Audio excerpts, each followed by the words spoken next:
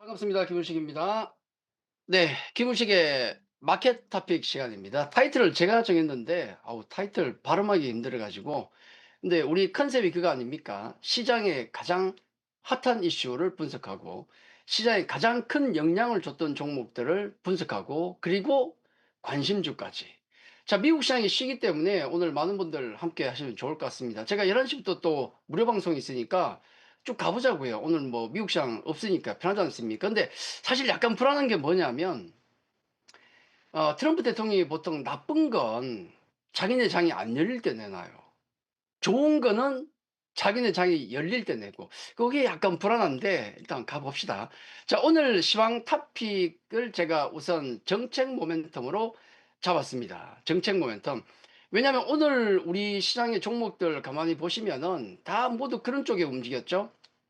시황 토픽스 첫 번째는 정책 모멘텀인데요. 뭐 추경 얘기도 계속 나오고 있고, 그다음에 AI 관련된 정책 계속 나오고 있죠. 그리고 문화 콘텐츠 관련 얘기 나오고 있고, 뭐 환경 에너지, 특히 이제 핫하게 반응하는 것은 가장 직접적으로 영향을 주고 있는 게 AI 쪽이니까 종목도 많고, 그리고 문화 콘텐츠도 종목들이 뭐 다이렉트지 않습니까? 뭐 웹툰 오늘 얘기 많았는데, 게임, 웹툰, 뭐 엔터 등등 콘텐츠, K 드라마 많죠. 자, 그런 종목들이 모두 움직여서 굉장히 좀 즐거운 또 하루를 보냈는데, 한 가지 우리가 좀 생각해야 될 게 있습니다. 원래 정권의 초반에는 약발이 세요. 아시죠? 그리고 지금 현재 이런 그 정권의 정책 같은 경우는, 새 정부의 정책 같은 경우는 최악의 상황에서 나왔기 때문에 그 약발이 더 강합니다. 그렇죠. 그래서 긍정적인데 우리 두 가지만 말씀을 좀 드릴게요. 첫째는, 자, 이런 것들은 분명히 긍정적인 면이 있습니다. 당연히 시장 전체에 활기를 부르는 역할은 확실히 하고 있다. 왜냐면 우리 장이 모멘텀이 없었으니까 굉장히 좋죠. 근데 이제 두 번째 말씀드리고 싶은 건, 하나 조심해야 될 게 뭐냐면, 지금 저기 나와 있는 정책들, 뭐 추경, AI, 문화 콘텐츠, 환경, 에너지, 이런 정책들이, 이 계획들이 모두, 이 정책들이 계획대로 실행이 돼야 가능한 수준까지 이미 올라간 종목들 있지 않겠습니까? 오바해서 분명히 펀더멘털이 없는 것들이 있어요. 자, 그런 걸 생각한다 그러면은, 그렇게 과하게 자기 펀더멘털보다 과하게 올라간 종목들은 조심할 필요가 있다. 저는 그 얘기를, 우리 그런 얘기 많이 하지 않습니까? 정부 정책에 반하지 말라. 저는 정부 정책에 반할 생각이 전혀 없습니다. 특히 트럼프가 뭐라고 막 욕하는 섹터는 안 해요. 아예. 그게 제일 좋습니다. 근데 우리 정부는 뭐 하지 말라는 건 없지 않습니까? 근데 그렇다 하더라도 너무 정책만 믿고 가면은 나중에 잘못하면 좀 뒤통수를 맞을 수 있으니까. 왜냐하면 계획대로 가는지는 지켜봐야 될 거 아니겠습니까? 그리고 제가 아는 한은, 우리나라만 그런 게 아니고 모든 전 세계 정권의 계획들이 대부분 다 용두사미가 되는 경우가 많았기 때문에, 이번에는 그러지 않길 바라면서 봐야겠지만은 늘 항상 경계는 하고 있자. 네, 그렇게 말씀을 좀 드리겠습니다. 자, 두 번째, 이제 우리 주요한 이슈로 좀 넘어가겠는데요. 시장 토픽 두 번째인데, 요건 MSCI 선진지수 편입 관련된 얘기입니다. 왜냐면, 요거는 요 내용은 뭐냐면, 내일이겠네요. 그렇네요. 지금 내일 갈리는 일인데, 우리 증시가 그 한국의 현황을 보면, 유럽의 여러 가지 유럽 쪽의 펀드들이 따라다니는 FTSE 지수 같은 경우는 우리가 선진국 지수 펀드에 들어가 있습니다. 선진국 지수에 들어가 있어요. 근데 북미 어떤 펀드들이 많이 따라다니는 훨씬 규모가 크죠. MSCI 지수에는 우리가 선진 지수가 아니고 이머징에 들어가 있거든요. 그러다 보니까 여러 가지가 힘들고 불편합니다. 해서 그 중요한 게 뭐냐면, MSCI 선진지수에 덜컥 들어가는 게 아니고 절차가 있으니까, 우선 편입을 위해서는 관찰 대상국 편입 후보군에 1년 이상 유지를 하고 있어야 돼요. 그러면 자격이 생기는 거죠. 자, 그게 내일입니다. 원래 이제 6월 25일 보면, 다음 페이지를 보시면 6월 25일 MSCI 시장 재분류 결과가 발표가 되는데, 자, 여기에 우리나라가, 한국이 이제 관찰 대상국의 워치리스트에 들어가느냐 마느냐예요. 들어가서 1년을 버텨야 된다는 겁니다. 예, 버텨야 돼요. 근데 우리가 지금은 거기에도 빠져 있거든요. 관찰 대상국에도 빠져 있는데, 왜냐하면 이게 이머징과 선진 지수를 구분하는 기준이 있는데, 경제 규모, 그다음 시장 규모, 그리고 또 시장 접근성인데, 이 셋 중에 두 개는 우리가 충분히 충족을 시키고 있습니다. 경제 규모라든지 주식시장 규모는 충족하는데 문제는 시장 접근성에 문제가 생겨서 우리가 워치리스트에서 아직 빠진 거예요, 지금.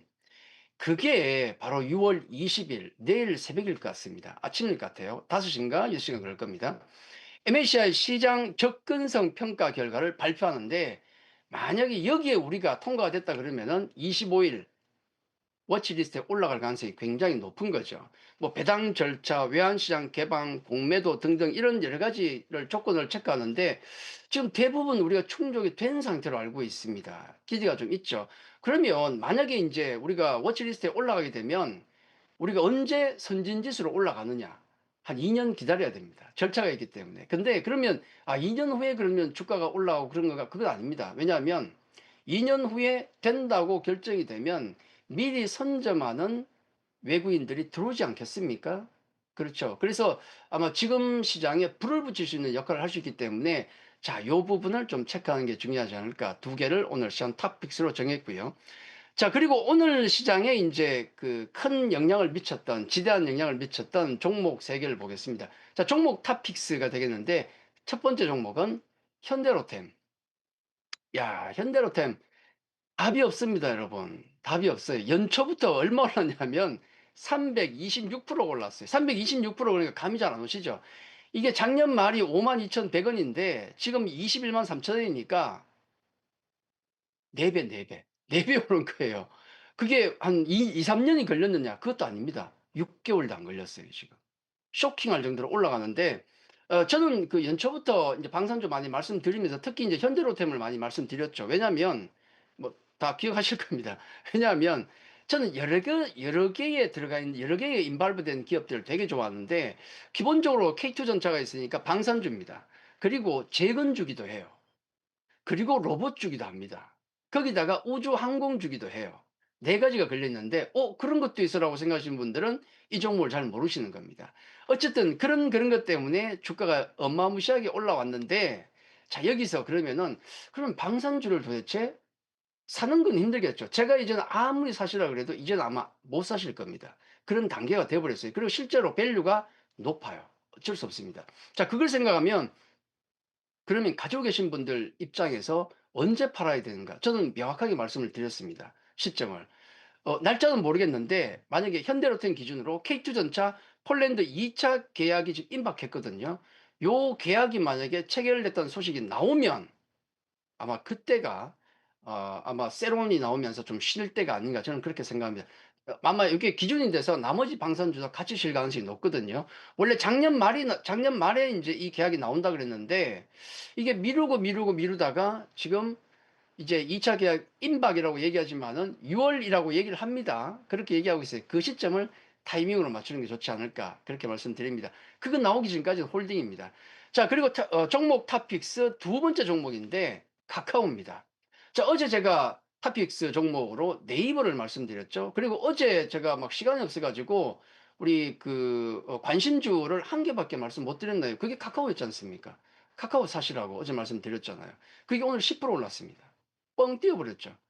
네, 네카우 두기가 난린데 이걸 보면서 한 가지 생각이 될 것은 뭐냐면 뭐 내용도 내용이지만은 약간의 용기가 필요하구나. 좋은 종목에는 약간의 용기가 필요하다. 이미 지금 A 지점 차트 보시면은 최세선은 돌아 나왔고 B 지점을 보시면은 기관이 무섭게 사는 게 보이죠. 그럼 카카오가 얼마나 올라갈 것인가 그 점을 좀 보셔야 되는데 자 그걸 우리 밸류에이션 그림으로 잠깐 보죠. 뭐냐면 우리가 주가를 평가함에 있어서 여러 가지 방법이 있지만은 우리가 원가법, 비교법, 수익법 여러 개가 있는데 그건 감정하는 거 똑같습니다. 우리가 비교법을 잠깐 활용을 해보죠. 어떤 비교법을 활용하냐면 카카오의 과거, 카카오의 과거의 어떤 상황과 비교를 해보자. 예전 이게 2021년입니까? 그때 17만 원 올라갔죠. 그 당시에 PR이 얼마인가 하면 무려 60배에서 80배였어요. 우리가 잠깐 미친 겁니다. 그때는. 잠깐 미쳤던 거예요. 자, 그러다가 박살이 났는데 지금 PR이 얼마인가? 40배가 됩니다. 싸진 않아요. 근데 만약에 가정입니다. 만약에 지금 AI라는 모멘텀으로 카카오가 꼭지를 돌아버리면 얼마까지 갈 수 있느냐? 8만 원에서 10만 원까지 가능하다는 겁니다. 간다는 거 아닙니다. 꼭지가 돌면 움직일 수 있는 가격이 적이다. 그 정도만 생각하는 게 좋을 것 같습니다. 자, 그리고 탑픽스 종목 탑픽 세 번째 종목인데요. 자, 오늘 한한령 해저 관련 이슈가 있었죠. YG 플러스인데요. 자, 오늘 관련주도 신나게 움직였습니다. 여러분 아마 아실 겁니다. 제가 그 엔터 대마왕 아니겠습니까? 그래서 작년 말 올해 초부터 해서 제가 계속 말씀드렸던 거 엔터주 2025년은 묻지도 말고 따지도 말고 더블 더블 주요 종목이 지금 더블 올라왔어요 지금 아시죠? 얘도 마찬가지고요. 굉장히 급등이 나왔는데 엔터주가 좀 죽어있던 작년 말에 불을 지핀 게 바로 YG 플러스입니다. 로제 아파트로 떡상했죠 주가가. 그리고 조정받고 지금 다시 올라가는데 블랙핑크가 7월부터 이제 그 월드 투어를 띱니다. 그리고 7월 초에 앨범을 내놔요. 이게 얼마만입니까? 거기다가 하나는 해제가 붙으니까 관련주가 급등이 나오고 있는 거죠. 오늘 안 간 엔터주는 뭐냐? 뭐 거지냐? 아닙니다. 또 갑니다. 돌아가면서 가요. 자, 그렇게 보시면 된다는 말씀을 좀 드리고, 자, 우리 시간이 다 돼가니까 또 우리 그 관심주 말씀을 좀 드려야죠. 관심 탑픽주를 빠르게 보겠는데요. 첫 번째 관심 탑픽스입니다. 자, 첫 번째 종목은 스튜디오 드래곤. 왜냐하면 한한령 해제 관련된 거니까. 제가 그런 말씀을 드린 적이 있어요. 이제 그 엔터주와 콘텐츠주를 제가 비교를 해서 그렇게 말씀드리겠는데 뭐냐면 엔터주는 중국이 없어도 갑니다. 중국이 있으면 더 잘 갑니다. 콘텐츠주는요, 중국이 없으면 못 갑니다. 근데 중국이 있으면 갑니다. 그게 콘텐츠주예요. 지금 콘텐츠 움직인 이유는 온리 중국 때문입니다. 근데 해제가 되고 있지 않습니까? 저기 스튜디오 드래곤인데요. 지금 차트를 보시면은 하락 채널형에서 A 지점 돌파가 나오죠. 눌렸다가 B 지점 지지를 받고 급등 이후에 옆으로 좀 왔다 갔다 하다가 다시 C 지점 돌파가 나오고 있죠. 거기다가 기관 외국인도 들어오고 있습니다. 자, 이런 종목들은 중국 모멘텀이 살아있는 한 충분히 앞으로도 더 갈 수 있는 종목이다. 그렇게 보는 게 좋습니다.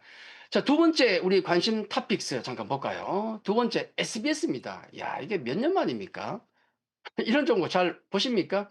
근데 SBS 같은 경우도 차트를 보시면 비슷하죠. 하락 채널형에서 돌파가 나오고 다시 눌려 올라가는 그 사이에 C 지점을 보시면은 추세선이 위로 돌아 나오고 있습니다. 아, 마찬가지죠.